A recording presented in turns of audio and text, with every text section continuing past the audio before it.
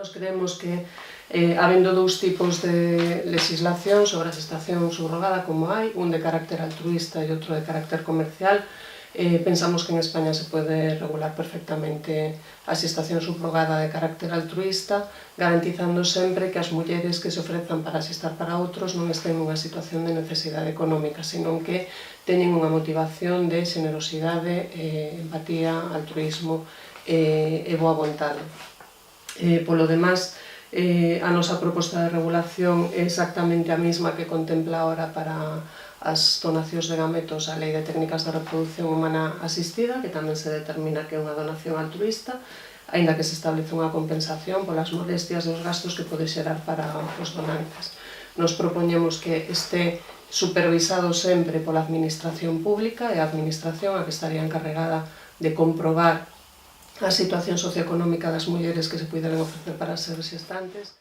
Nos entendemos que non é un modelo de reproducción, non é unha técnica de reproducción, é simplemente un modelo diferente e un modelo que pasa sempre ou case sempre polo filtro do mercado tamén, do mercado económico. Incluso nos casos de altruismo, cando a regulación sai fora do ámbito familiar, que son a maioría das regulacións que hai nos países, digamos, que teñen máis avanzado, como pode ser Reino Unido ou Canadá, isto fica no ámbito da familia, por tanto, teñen que ser persoas próximas á muller ou a parella que quere facer esta práctica, non?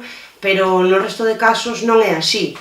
E, por tanto, o altruismo desaparece en favor do mercado, novamente, porque quen garante que non hai unha transacción económica por detrás? Quen garante quen decide cual é o límite da necesidade ao que pode estar sometida unha muller para acceder a este tipo de cuestións, non? Donde vamos a colocar o límite do diñeiro que vamos a pagar por un ano de vida e de cambios físicos do corpo de unha muller?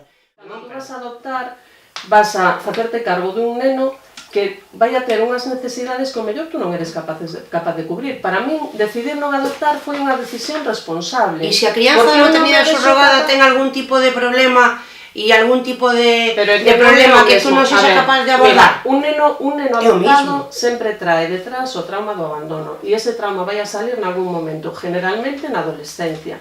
Tens que estar preparado para lidiar con el e non todas as persoas o estamos. Hai moitos nenos que queremos é unha maternidade sin traumas, sin problemas e escollida a vontade de cada quen. Pero que non podes escoller. O sea, tú tes un fillo hoxe e non podes decir eu só quero un fillo, o sea, rezas ao Señor e dices a mí dame un fillo que non vai a ter ninguna enfermidade, ningún problema, nin non sei que. Non, tes un fillo e ven o fillo. Pero se me dis que a adopción non é unha opción, porque ven con cargas psicolóxicas. Tens que ter unha preparación especial. Iso é moi egoísta tamén, non? Non é egoísta, ao revés. Para mí é moi responsable, porque tens que ter unha preparación especial e un carácter especial para facerte cargo de un neno que vas a ter que saber acompañar en determinados momentos da súa vida que van a ser moi difíciles e o mellor tú non estás preparado. Se ten un ano non creo que teña moitos traumas que se acompañen. Bueno, non sabes. E de feito, hai moitas familias que van a adopción por problemas de infertilidade, porque non dan conseguido un embarazo, porque teñen abortos de repetición, por lo que sea tal, chegan a adopción